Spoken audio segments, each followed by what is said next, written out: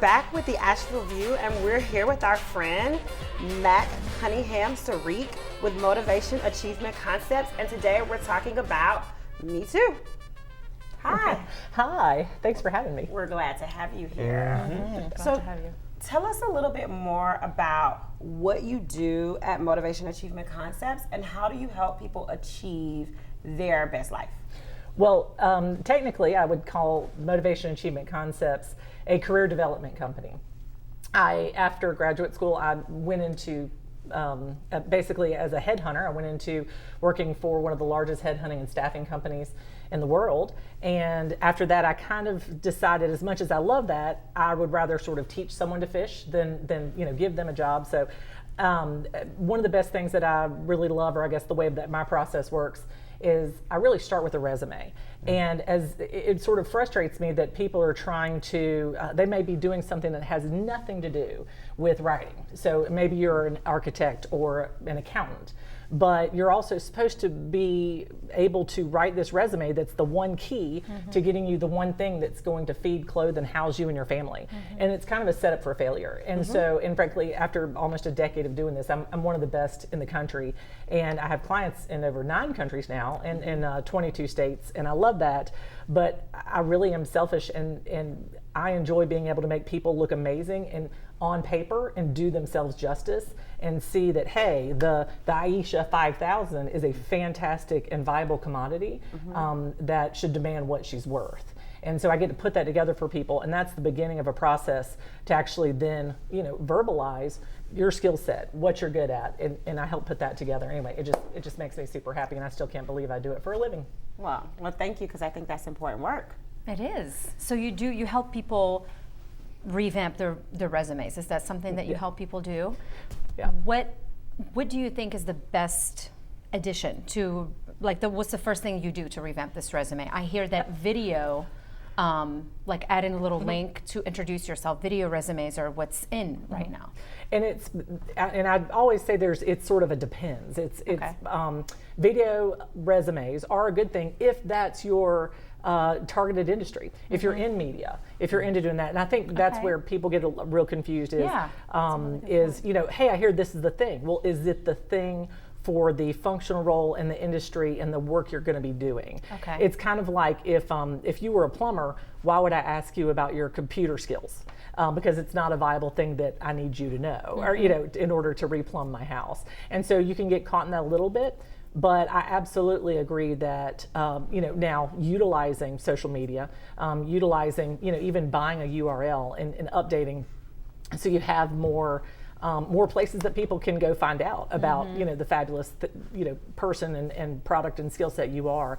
I absolutely am up for that. So it's really helpful just for recruiters to not just click and read all your qualifications, but also look at you, speak, and then just kind of get to know you on a deeper level, just how you speak, your intonation, your speaking.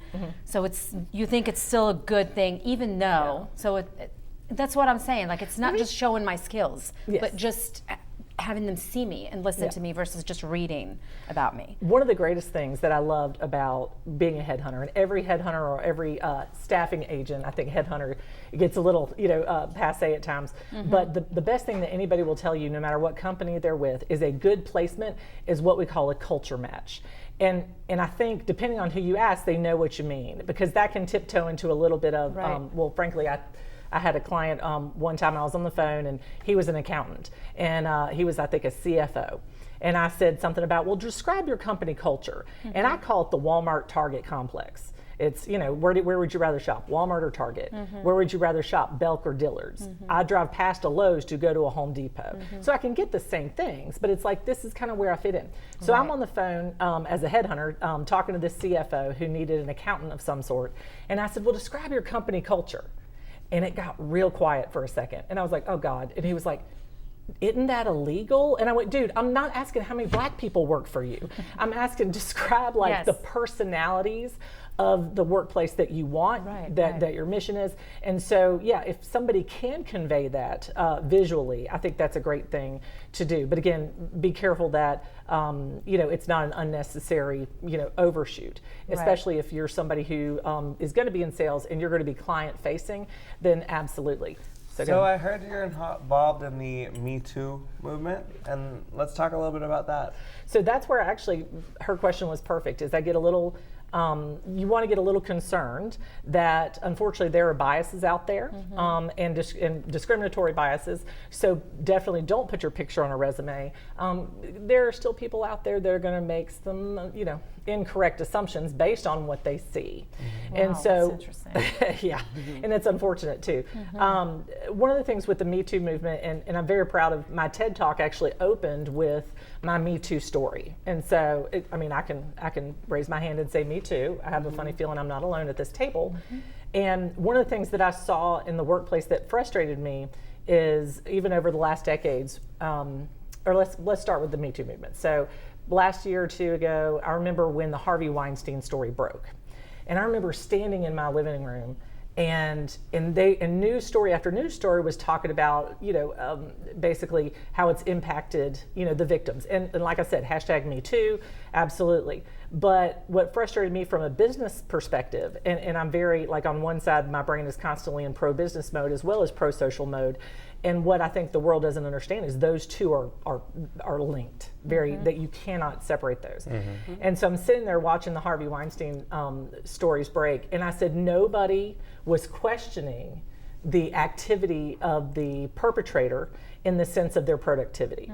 So do y'all remember, or have y'all ever worked at a place where they said if you have time to lean, you have time to clean? Have you ever heard that? Yep. Well, I was sitting there going, well, here he is, like, if you have time to molest, you have time to invest.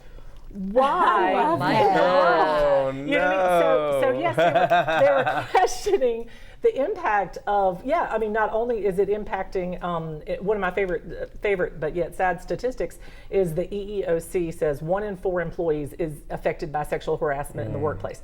That's 25% of our productivity, and that's just by the victims. But yet nobody was questioning this man. Like, if you have time to be Handsy Harvey feeling somebody up in the copier room, why aren't you doing your job? Exactly. But sexual harassment goes much deeper than that. Besides the hands-on effect, it comes from comments, comes from phrases. I mean, even the way you look at someone can really just be very predatorial. And I personally experienced it in some questionable clothing stores, and I don't know, I'm not a female, but I'm sure you all have experienced Absolutely. the eyes, at least, if not worse. The Me Too movement has been centered around women, but even in the Harvey Weinstein story, we saw men. This is not about, for me, women. It's about Me Too being a person. I am a person. My being is important. You don't deserve to touch me as a human being, and I decide who touches me, how they touch me, right? And that's the most important part. Yeah. You shouldn't feel like it's okay for someone to just rub up on you. Right. Even when it comes to close friends, they shouldn't just be able to come up and just, like, hey. Like, yo. Yeah. Unless we have express content.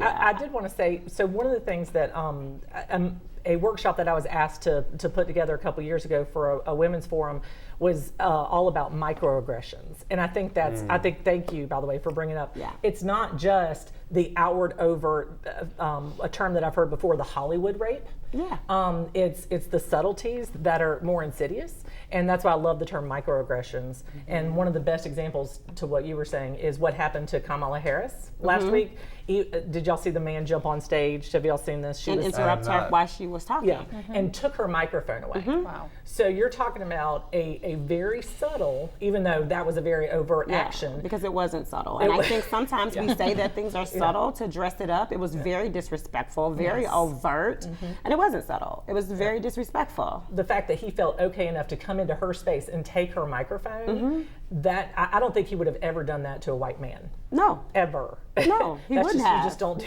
that. No, of course not. So yeah, sorry. So, Yeah, that so gets I me agree fired with up. you. I know, and that's one thing I love about you. So I have a question for you. As a woman who owns her own business, who bids for contracts, who's looking for work. I mean, I've worked jobs where I've been the boss and men who have been less educated than me have made more money than me. What tips do you have for people in our audience who want to make more money, who have the education, have the experience, who've done the work, but still aren't able to negotiate those contracts? As a professional, what advice do you have for them? This is my favorite subject, and I don't even think you knew. Well, tell us. I know, seriously. Can open. So one of the biggest things, or the best word that I can tell you, is appropriate. What's appropriate for the work I'm doing, my background, skills, expertise, education level, and then the size of the organization, and then even the cost of living in that area. So one of the best places that I've found is like go to payscale.com or glassdoor.com. You can actually go look up what those ranges are, what really its price point, just like you would price out, hey, I'm looking for a house in this area, this size, this many features.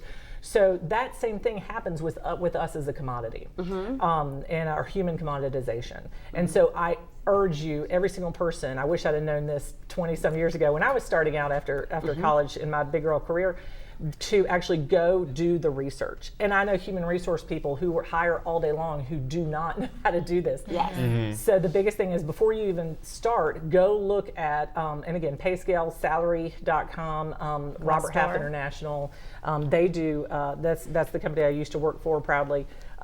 They do salary research, and they put out salary guides every fall around October for a bazillion different things, and the Department of Labor's Bureau of Statistics. But go look at what the appropriate number is, because it also takes the emotion out of it. So think about sitting there. Can I use you as an example? Like, can I touch you? Sorry, I was like, I feel like we're close down. So you're sitting there at the end of an interview, and it's not fun. The end of an interview is one of the most awkward situations in civil society. It's a first date, hopefully without the opportunity for sex at the end. You know what I mean? Hopefully. Negotiating, and me too. So Well, it depends on what the pay is. I was like, I'm a whore, not a slut. I can pay. What's that How much are we talking here?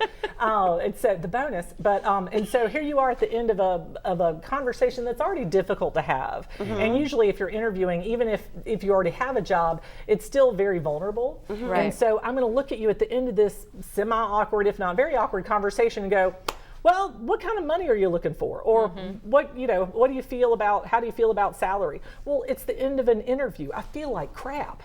Like I feel, I either just want to get out of here. So well, it's also scary to figure out how much you want to ask for, because what if they're interviewing more than someone and you say, I want 15, and they say 13's fine.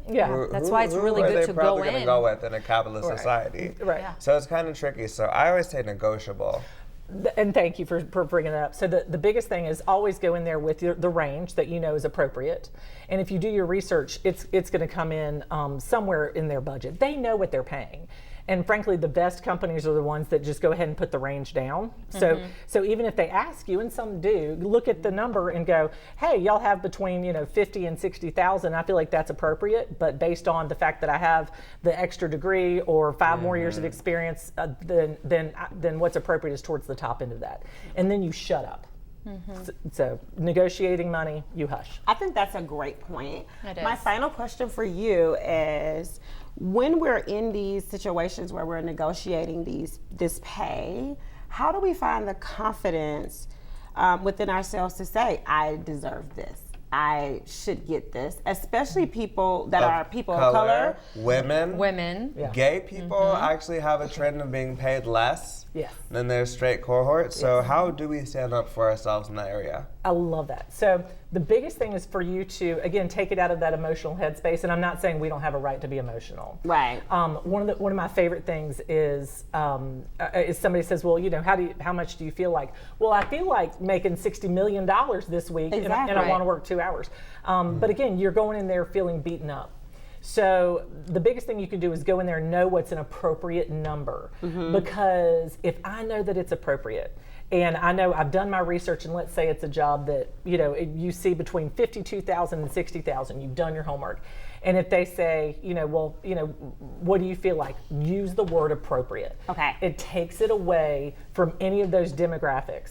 Okay. And frankly, it protects the company that's giving you the number. Gotcha. And it says, so you've done your homework, and in that way, even you're saying, hey, I know that, I'm automatically, because of my demographics, they're probably going to tend to the lower. But again, it's not what I feel, what I deserve. I mean, what I feel like most people deserve is 6 times what they're usually offered. Right. And usually going to give that. I grew up with a mother who told me from day one, you have to work twice as hard as a man to be thought half as good. Yeah. And so anyway, so the best thing I can tell you is do your research ahead of time, and that way you're not having to go to make up for any of that other ickiness, and you've taken it out of that space, and therefore you're putting it in front of the employer who understands to take it out of that space. And I know we're over time, Sorry, but I have to ask this question. When I am talking to someone and they give me an inappropriate number, is it fair for me to say, this is an inappropriate number? Can I say that? Yes. This is an inappropriate number. You would do that. Yeah. I would absolutely say that and say, well, how, tell me, how y'all came to that. Okay, awesome. So we would like to thank you for watching the Asheville View, and we'll see you next week.